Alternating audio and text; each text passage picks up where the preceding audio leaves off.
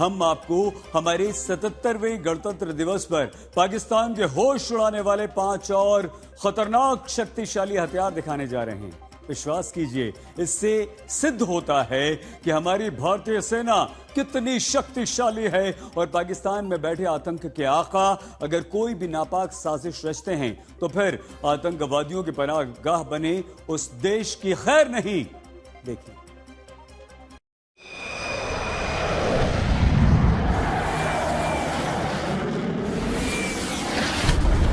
Operation सिंदूर के बाद भारत ने पाकिस्तान का आतंक परस्त चेहरा पूरी दुनिया के सामने बेनकाब किया है।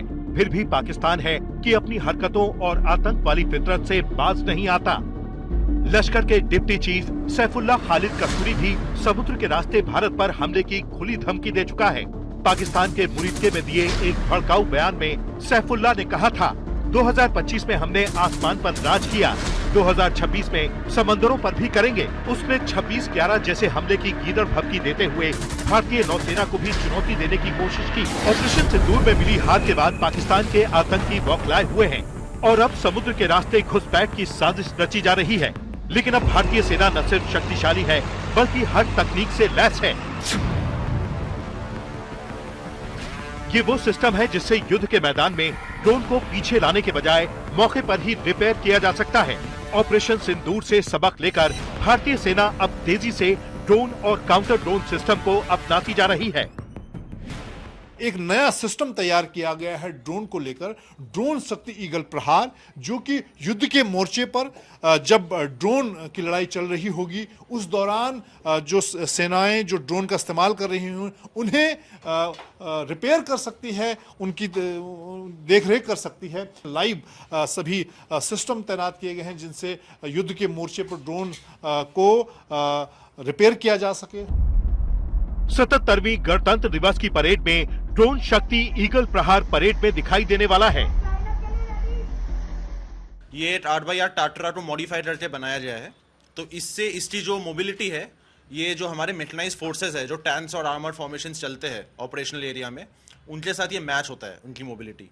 तो पहले क्या होता था कि किसी भी डैमेज ड्रोन को पीछे भेजा जाता था वर्कशॉप में रिपेयर के लिए, तो काफ़ी दिन तक वो डैमेज ड्रोन ऑपरेशन से बाहर रहता था। लेकिन इस व्हीकल के डेवलपमेंट के बाद जितने भी ड्रोन्स हैं ये ऑपरेशनल एरिया में रिपेयर हो सकता है। ये व्हीकल उसके काबिल है, जिससे कि टाइम बचता है काफी। Medium range surface to air missile, मध्यम दूरी की सतह से हवा में वार करने वाली मिसाइल एक सुपरसोनिक मिसाइल है। ऑपरेशन सिंदूर में medium range surface to air missile ने सरहद पर पाकिस्तान के सैकड़ों हवाई हमलों को नाकाम किया।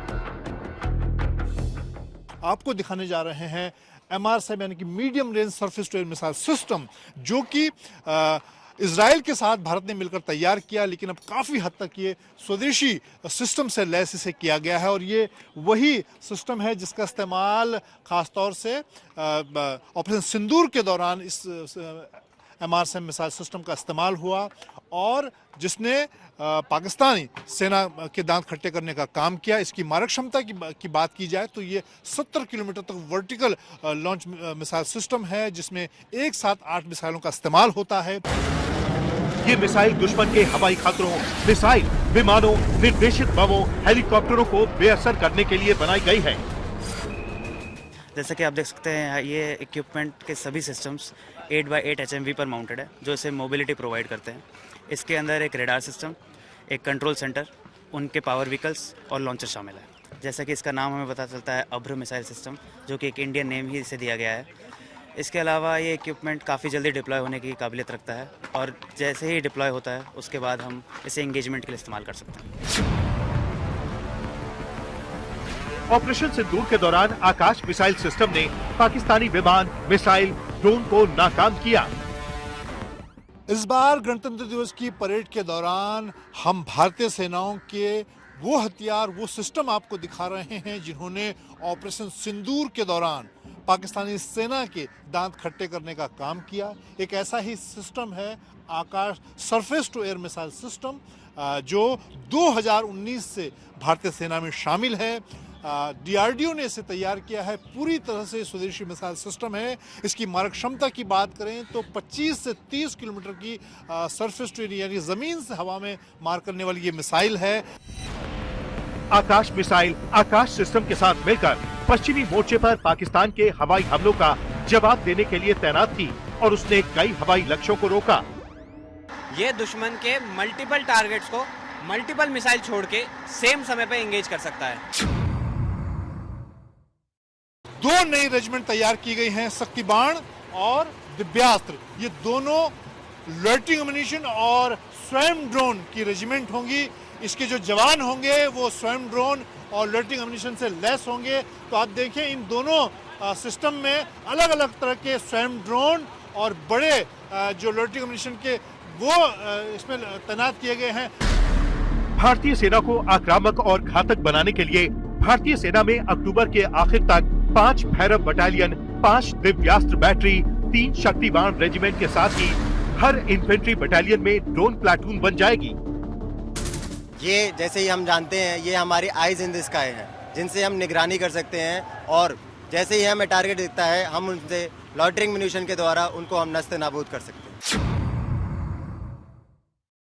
ये एक खास तरह का म्यूल तैयार किया गया है ऊंचे पहाड़ी इलाकों में दुश्मन के खिलाफ ऑपरेशन को लेकर। आप देखिए ये पूरे तरह रोबोटिक म्यूल है, यानी कि एक ऐसा खच्चर जो कि रोबोट से चलने वाला है और उसे आधुनिक राइफल से भी उसे तैनात किया गया। इसके बारे में बता दीजिए सर। ये एरोवार प्राइवेट लिमिटेड कंपनी का बना हुआ है सर। इसमें 5 थर्मली कैमरे हैं जिससे हम डे नाइट सर्वेलेंस कर सकते हैं। इसके ऊपर वेपन माउंट करके हम सेना की कैजुअलिटी कम हुई है और इसकी मदद से हम पोस्ट पर अम्युनिशन, मेडिकल, राशन। और कितनी दूर तक जा सकता है ये वाईफाई के साथ तो 50 मीटर रेंज है सर और LTE एंटीने के साथ 3200 मीटर रेंज। इस बार गणतंत्र दिवस में सेना रोबोटिक म्यूल्स का प्रदर्शन कर रही है। आपको बता दें कि ये हाईटेक रोबोट म्यूल कुत्तों की तरह फुर्तीले और खूंखार भी हैं। दुश्मनों का पता लगते ही ये उन्हें पल भर में ढेर कर सकते हैं। मंजीत नेगी, दिल्ली आज तक।